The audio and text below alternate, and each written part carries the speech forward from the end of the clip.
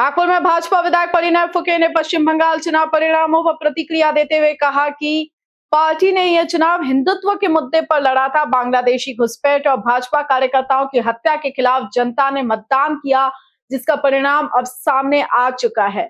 उन्होंने कहा कि बंगाल देश के लिए रणनीतिक रूप से महत्वपूर्ण राज्य है और वहां का जनादेश राष्ट्रीय हित में सकारात्मक संदेश देता है।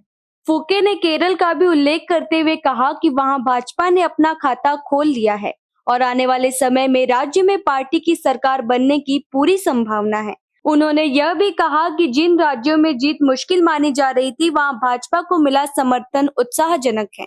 बघा असं आहे की पश्चिम बंगाल ही निवडणूक आम्ही हिंदुत्वावर लढलो आणि ज्या प्रकारे मोठ्या प्रमाणात बांगलादेशी घुसपैठी पश्चिम बंगालमध्ये घुसून त्या लोकांचा हक्काचं जमिनी असणार, त्या हक्काच्या योजना असतील, त्या हक्काचे निधी असणार, ते जे कुठेतरी गळप करत होते त्याच्या विरोधात हा निर्णय आहे। ज्या प्रकारात मागच्या 10 वर्षात ममता बॅनर्जींनी मोठ्या प्रमाणात भ्रष्टाचार केले, ज्या प्रकारे तिथे हिंदूंवरती अन्याय केले, ज्या प्रकारे तिथे कार्यकर्ते भारतीय जनता पार्टीच्या कार्यकर्त्यांची कत्तल झाली, त्याच्या विरोधात हा निर्णय आहे। आणि पश्चिम बंगालच्या जनतेने हा एक मोठी चपराक ममता बॅनर्जीला या माध्यमातून दिलेली नाही। निश्चितच हे दोघांचेही दोघे पोटनिवडणुका या त्या भागातील आमदार म्हणजे अजितदादा असतील किंवा कर्डिले साहेब असतील यांच्या निधनानंतर या निवडणुका झाल्या आहेत आणि निश्चितच या दोघांबद्दल लोकांची सहानुभूती होती आणि एक राज्याचा मागच्या 1 वर्षाचा जो कारभार माननीय फडणवीस साहेबांच्या नेतृत्वात चालू आहे, तर निश्चितच लोक समाधानी आहे। याचं कुठेतरी महाराष्ट्रामध्ये मागच्या 1 वर्षापासून जो विकास झाला, जे बाकी सगळ्या योजना आल्या, जे सर्व जाती धर्म सोबत घेऊन जे फडणवीस साहेब काम करतात आहे, त्याचंच एक पावती म्हणून लोकांनी यामध्ये मतदान केलं। पोटनिवडणुकी पर बोलते हुए उन्होंने विश्वास जताया कि दोनों सीटों पर भाजपा की जीत तय थी। बारामती में सुनेत्रा पवार को जनता का आशीर्वाद मिलने की बात उन्होंने कही। साथ ही कर्डिले के कामों को भी जनता के समर्थन का कारण बताया।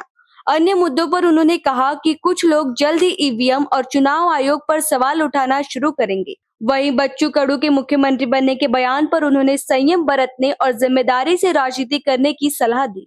बच्चू भाऊ माझे जवळचे मित्र आहे आणि बच्चू भाऊला आता ते शिवसेनेमध्ये त्यांनी प्रवेश केला, आपल्या पक्षाचं विलीनीकरण त्यांनी शिवसेनेत केलं। तर मला असं वाटतं की बच्चू भाऊंनी घाई करू नये, शांतपणे त्यांनी शिवसेना समजून घ्यावी आणि त्यांनी राज्याचं आता सरकारचं जे आहे त्यांनी बाकी सगळे पक्ष समजून घ्यावे आणि महाराष्ट्राचा एक अभ्यास करून आतापर्यंत ते अमरावती किंवा विदर्भापुरते सीमित होते, आज ते मोठ्या पक्षात आले, राज्यस्तरीय पक्षात आले, तर त्यांनी राज्याचा विचार केला पाहिजे आणि त्यांनी निश्चितच याच्यानंतर ते काही एखाद्या छोट्या पक्षाचे नेते नसून एका सत्ता पक्षाचे ते मोठे नेते आता झालेल्या विधान परिषदेमध्ये ते निवडून येणार आहेत आणि म्हणून आता त्यांनी जबाबदारीने वागले।